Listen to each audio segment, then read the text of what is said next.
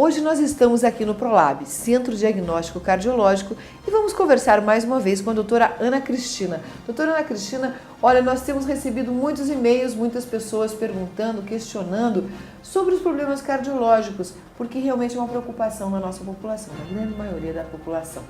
Existe, doutora, algum sintoma que caracterize ou alguns sintomas que caracterizem um ataque cardíaco? Sim, existem sim, Mari. Na realidade, quando a gente lida, como eu lhe falei, com uma faixa etária de maior risco, né, na casa de 40 anos, 50, 60 anos, principalmente no sexo masculino, e a partir da menopausa no sexo feminino, nós temos a dor no peito, tá? Uma dor angustiante, uma dor muitas vezes relacionada aos esforços, tá? Um cansaço acentuado relacionado aos esforços. Isso, às vezes essa dor ela é até um pouquinho atípica, ou seja, ela não está muito relacionada à parte torácica, à parte precordial, mas também ela pode ser um prenúncio de um ataque cardíaco, que é quando essa dor ela é epigástrica, mas em nível do estômago, ou na região cervical, pescoço e mandíbula, e até nas costas. Então, nós temos alguns sinais que quando o paciente tem uma dor acentuada, angustiante nesse sentido e está numa faixa de um risco um pouco maior, uma vida bastante desregrada diante de fatores de risco que possam favorecer isso, hipertensão, diabetes, obesidade, tabagismo, sedentarismo, tá? Estresse, enfim. E ele tem sintomas nesse nível, ele deve ao menos fazer uma avaliação, um check-up cardiológico ou uma avaliação de risco. Tá? Ok, doutora. Hoje aqui no Prolab, quais são os equipamentos que a senhora dispõe para estar atendendo esses pacientes que venham tanto para um exame comum ou um check-up, ou mesmo já sendo acometidos por algum sintoma desse que a senhora falou? Aqui no Prolab nós dispomos de todo o arsenal cardiológico necessário para o paciente fazer a sua avaliação, sua estratificação de risco e sua detecção e diagnóstico precoces.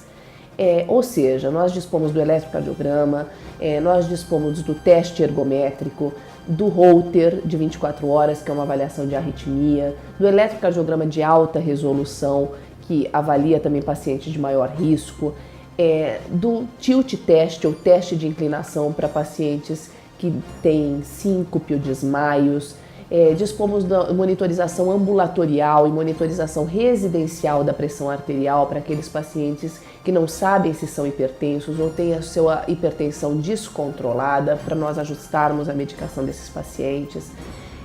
Do monitor de eventos, que assim como o Holter faz avaliação de arritmias cardíacas, que podem ser alterações do ritmo cardíaco que esses pacientes com ou sem doença coronariana apresentam. Dispomos do ecocardiograma, que é o ultrassom do coração. Dispomos do ecocardiograma de estresse, que faz a detecção da doença coronariana precocemente, o estresse físico sob esteira ou o estresse farmacológico com medicação, o ecocardiograma transesofágico. Enfim, nós dispomos de tudo que o paciente precisa do ponto de vista cardiológico para ter o seu diagnóstico e a sua detecção precoce de uma alteração cardíaca. Estamos para receber a máquina de hemodinâmica no hospital, no Instituto de Medicina, e com isto nós podemos fazer uma abordagem completa do paciente cardiológico, que vai desde o check-up até a abordagem na sala de hemodinâmica e na cirurgia cardíaca, de que já dispomos no Hospital Instituto de Medicina do Paraná. Ok, doutora, hoje, para nós finalizarmos, eu gostaria que a senhora falasse um pouquinho sobre a periodicidade de exames que as pessoas que estão contidas nessa faixa de risco, elas devem estar fazendo os seus exames. Qual a periodicidade?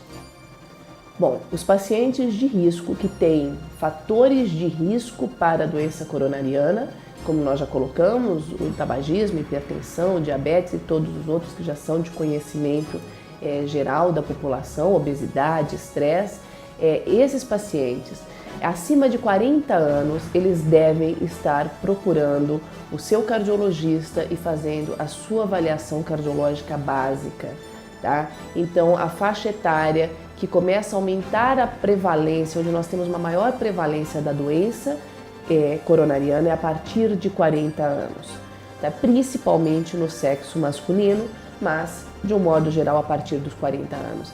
E uma vez que esse paciente ele faça a sua estratificação, o ideal é que anualmente ou a cada 2 anos, se ele não tiver nada, apenas ele faça a repetição dos seus exames para se manter com o seu check-up, vamos dizer assim, em dia e dentro do que realmente é o correto para que a gente possa ter uma validação, um tempo de validação do teste que ele realizou, no máximo até 2 anos. Tá? Mais do que isso, é um tempo que a gente já perde a credibilidade do exame anterior. Então é a periodicidade que ele deve passar a fazer.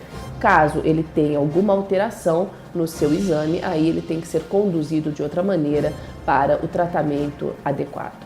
Doutora, muito obrigada pela sua atenção e mais uma vez nós estamos então levando até você informações precisas para que você nunca venha ter surpresas com o seu coração.